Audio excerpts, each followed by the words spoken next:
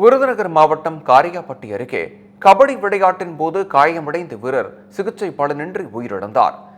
மந்திரி ஓடை பகுதியைச் சேர்ந்த ஜெகன் என்பவர் மதுரை மாவட்டம் பொய்க்கரைப்பட்டியில் நடைபெற்ற கபடி போட்டியில் பங்கேற்று இருந்தார்.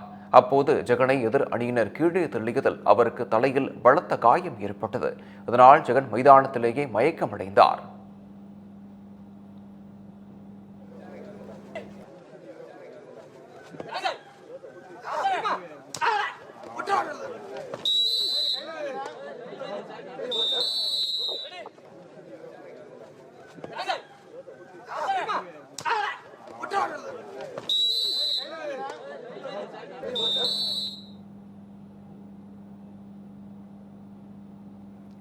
இதை கண்ட அங்கிருந்தவர்கள் ஜெகனை மீட்டு மருத்துவமனையில் சிகிச்சைக்காக அனுமதித்தனர்.